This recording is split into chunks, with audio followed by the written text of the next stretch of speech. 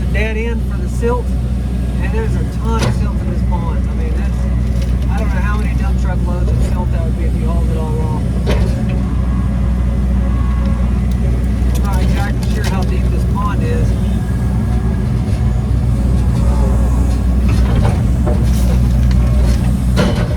Apparently his dad paid to build this pond years ago. I figure it had been at least 30 years ago.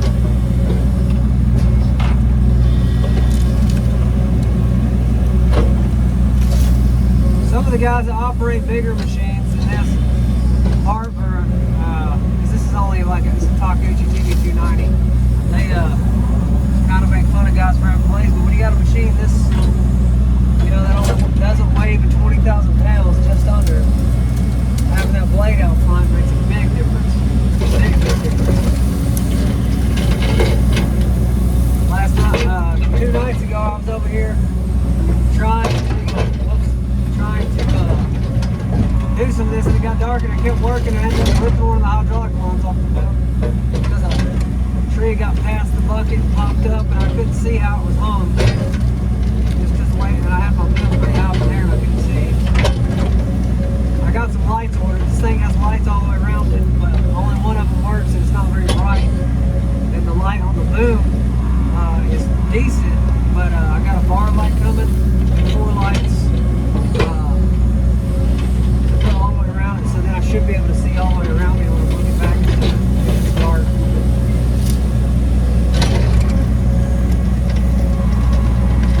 Because wintertime might not be a very good time for digging mud, but it's definitely a good time for clearing brush in certain places. That tree just split in half. That's the first one that's done that.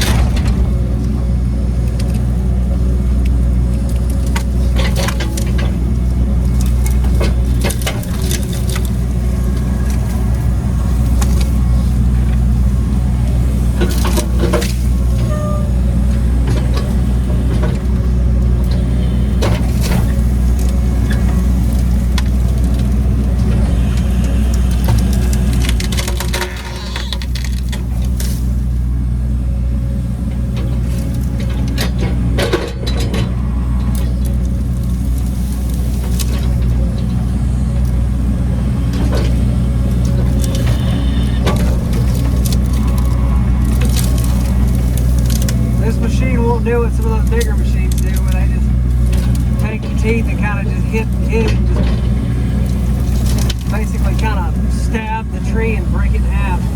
Some of those guys break big old trees in half like that. They also have a little more skill and experience. Actually, a lot more skill and experience.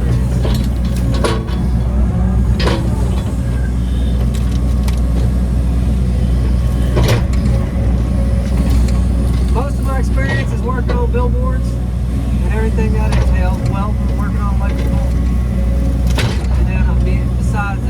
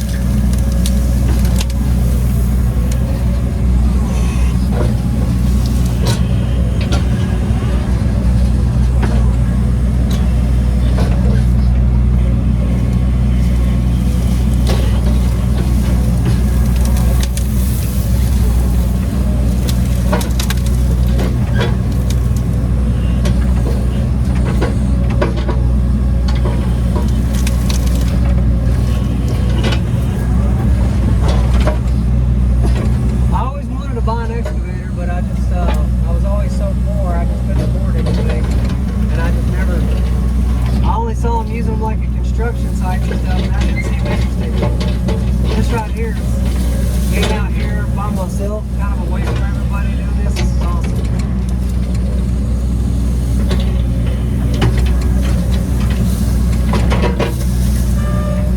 But I may not have a lot of years experience doing this, but you know, I was using joystick controls on the bucket trucks.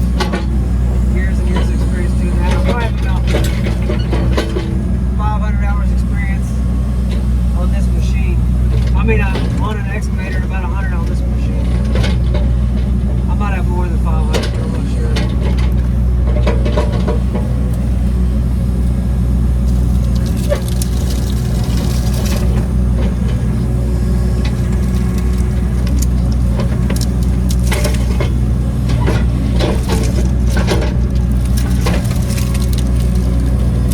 To me, especially if you're used to like joystick controls, I kind of think that operating is a little bit like learning to play an instrument. Once you know how to operate something, you kind of get used to something else pretty quick. You adapt to it pretty fast.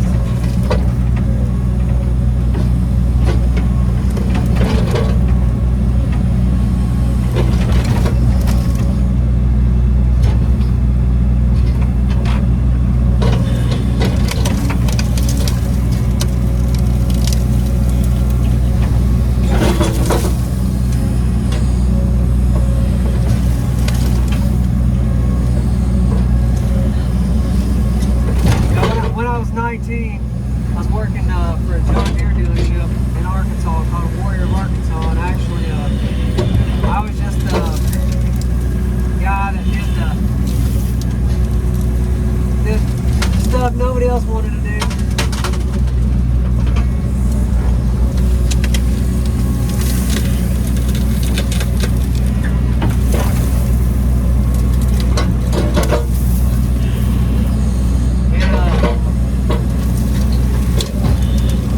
Anyway, I was out washing an excavator off one time. Somebody had rented it, and they had gotten it just super muddy. And I was tired of all the water pulling up on the concrete, and I forgot they told me not to dig on this one side because they said it's they said that there was a fiber optics line there. So guess what? I'm not too bright. I started digging over there. All of a sudden, I think I was on like a John Deere 120 or 140 or something like that. I can't remember. It was back around 99, 2000.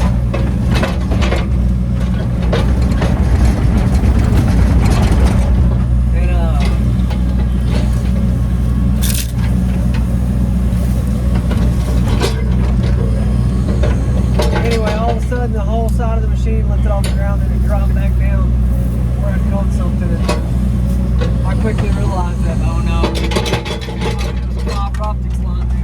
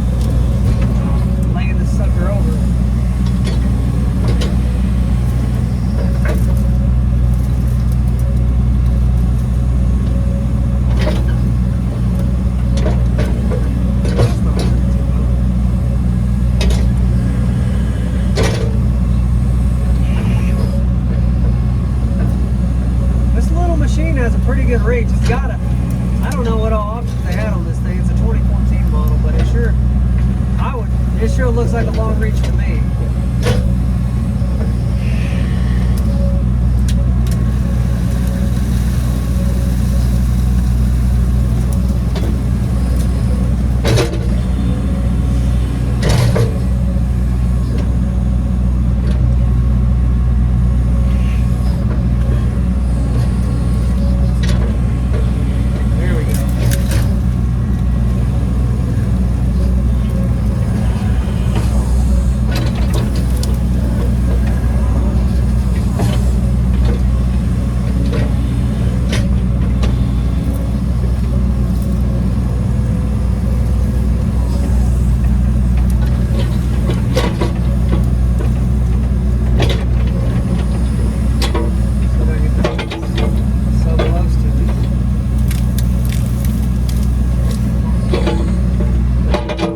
Adjustment for me operating this machine is because most of the experience I have in recent years is on a little 1.8 ton cat, and I mean everything's so close to you.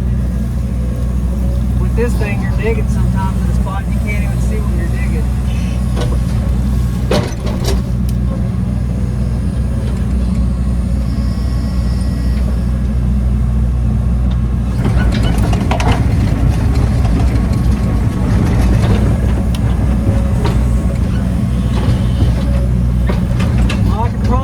If I didn't have tracks on this machine, if I was out here doing something like this on a wheel machine, I would have already dropped in a hole.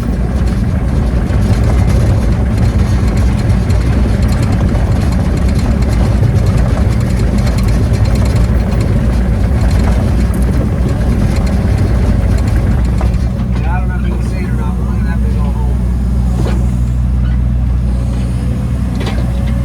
These beavers have destroyed this thing. That's about 2 feet deep or something.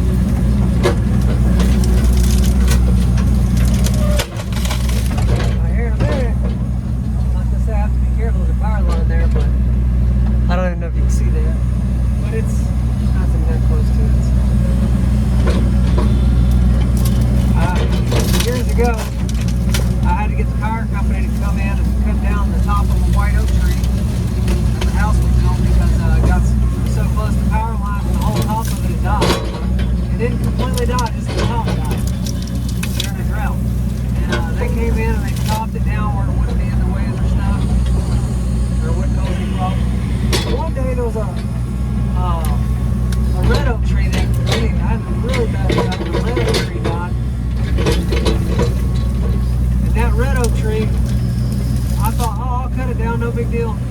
You know, it was real close to power lines too, but I'm pretty good at cutting trees. But I did make a mistake. And then when I did, it got too close to power line, and the tree branch broke off of it. And it landed across the three-phase, touching all three phases. And it started arcing across, a dead dry branch, arcing across. And the more it burned, because it ended up catching on fire, the more it burned, the more carbon built up on it, the better conductor electricity. That's what the guy that showed up, that was from the electrician that showed up told me. He said, yeah, the more those things burn like that, the more they conduct electricity. So the power flickered on and off several times. It ended up taking the power out to about 50 houses. Before that happened, it went off and on several times. It was popping real loud. The power went off 3 times. And I think it was the 3rd time that it went off and stayed off. And it just so happened where we're at, living just outside Texarkana and Redwater, that they were having the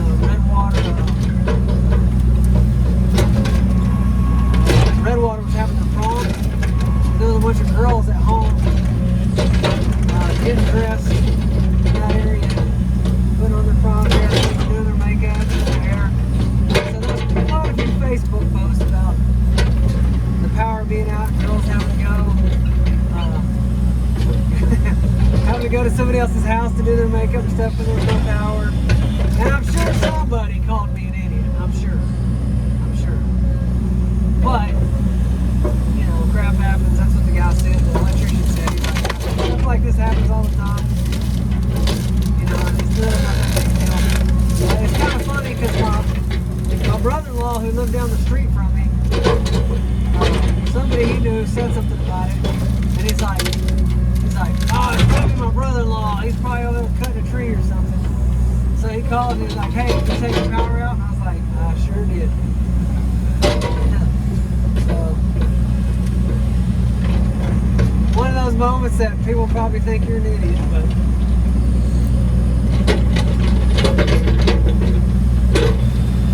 at the house we live at now, somebody, they're turning a chunked up paved road back into a gravel road, just one section. Oh, that's bad. I gotta get rid of this. It's in my way. Anyway, they were turning it back into a gravel road because it just constantly having to be fixed and people were constantly complaining about it. Anyway, and one of the dump truck drivers wasn't paying attention when he went to drive off. He hooked I think the cable on. I think it's the cable on. And it snapped like 2 power poles. Power fell down on the ground. And I think it was actually stayed on for a little while. But that's kind of funny because it was, yeah, the power was still on. And they had blocked the road off. And I had to drive way far away around to get to my house. It's not that far, but I mean, when you're 50 feet from your house, they won't let you go that way because the power lines are laying on the road. Well, I get to my house, and I haven't been there very long at all, and there's people driving past the cones that are in the road. And this one lady drives past the cones and drives over the power line, the way the road curved, and crossed the road twice. And she drove over it, and then as she came around, it was up in the air in front of her. And then all of a sudden, she realized, oh no. I